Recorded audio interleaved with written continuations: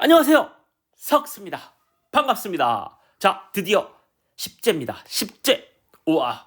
이제 우리가 계획했던 100제의 10분의 1. 기념비적인 날이죠. 한번 가볼게요.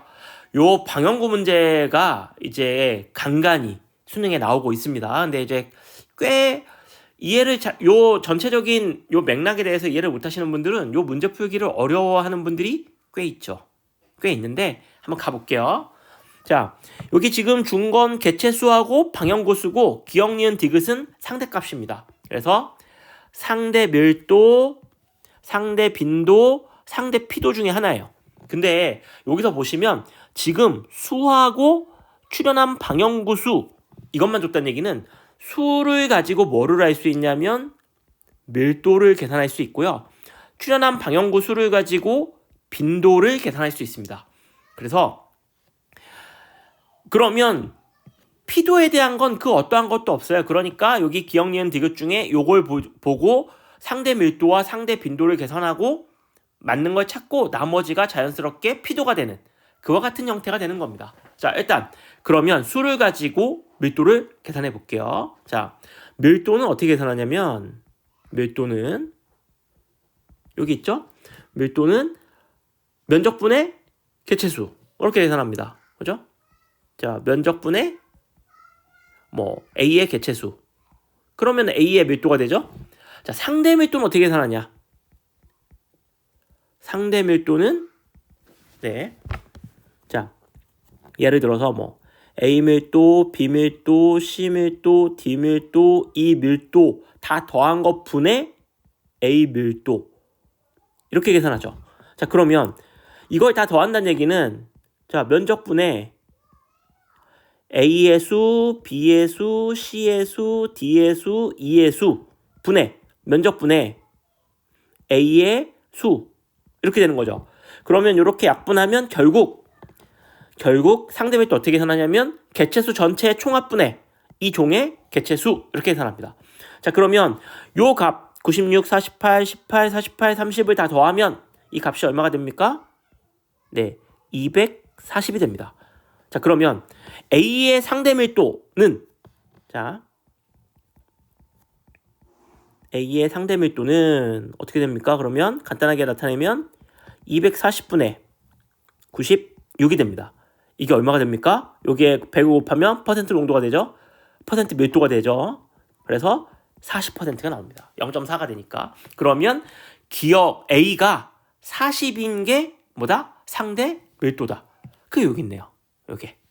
여기가 그러니까 뭐가 됩니까? 네, 상대 밀도가 됩니다. 됐어요? 됐죠? 자, 그 다음에 출현한 방향구의 수 이게 빈도예요. 빈도. 전체 방향구 수분의 특정한 종이 출현한 방향구 수. 그러면 똑같은 논리로 이거랑 똑같은 논리로 어차피 전체 방향구의 수는 똑같을 거니까 이 각 종이 출현한 방향수의 총 합분의 그 종의 방향구의 수 이게 상대 빈도가 될 겁니다. 되겠죠? 자, 근데 여기 보시면 간단하게 얘기하면 요것만 볼게요. 자, 요 BC를 보시면은 출현한 방향구의 수가 2배 차이 나잖아요? 2배 차이 나죠? 그러면 상대 빈도도 2배 차이 나야 됩니다. 근데 여기 보시면 여기는 지금 안 나왔으니까 그런데 여기 보시면 요거 13, 17 이게 만약에 디귿이 상대 빈도가 맞다면 이거는 26이 돼야 됩니다. 근데 17인 거 보니까 요게 상대 빈도고 요게 상대 피도가 되는구나. 요런 거 알 수 있습니다. 요런 거. 자, 그리고 A 한번 계산해 볼까요? 자, 요 A 요거 뭐를 가지고 계산해 볼까요? C는 이거니까 가격 차이 얼마 안 나는 요거 가지고 계산해 볼게요. 자, 출현한 방향수가 12면 비례식 세워서 계산하면 됩니다. 얼마야? 상대 빈도가 15예요. 되겠죠? 그러면 출현한 방향수가 10이면 얼마냐? 이거죠. 그럼 12A는 150. 계산하면 A는 12.5가 됩니다. 12.5. 그러면 A는 12.5가 되죠. 자, 이제 끝났어요. 뭐가 끝났어요? 상대값은 이거 다 더하면 뭐가 돼야 됩니까? 100이 돼야 됩니다. 이것도 100이 돼야 되고 이것도 100이 돼야 돼요. 자, 그래서 계산을 해보면 자, B는 얼마가 나와야 되냐면 여기는 25가 나오고요. 자, 여기 얼마 나올까요? 여기 계산해보세요. 잠깐 영상 끄고 계산해보세요. 40, 7.5, 20, 12.5 다 더하고 요거까지 합치면 100이 나와야 되니까 요 값 얼마 나와야 됩니까? 그렇죠. 20 나와야죠. 20 나와야 되고 똑같은 논리로 네, 여기 얼마 나와야 돼요? 여기는 24가 나와야 됩니다. 되겠죠? 이렇게 계산하는 겁니다. 자, 문제 풀어볼게요.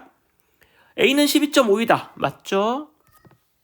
자, 지표를 덮고 있는 면적, 이게 피도죠.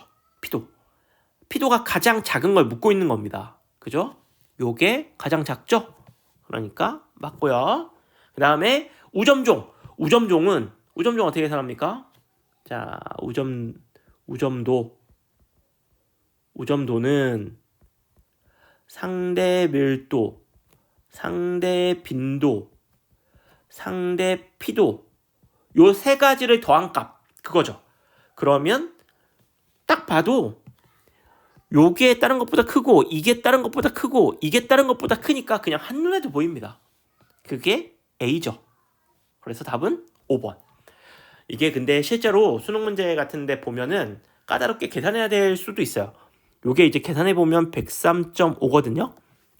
근데 요거 조금 어렵게 내려면 이건 지금 쉽게 A가 요거 상대 밀도, 빈도, 피도가 다 큰데 어떤 거는 B가 크고 어떤 거는 C가 크고 그래가지고 이거를 다 계산해서 요 우점도의 차이가 뭐 2, 3 요 정도밖에 차이 안 나게 문제가 나올 수도 있거든요.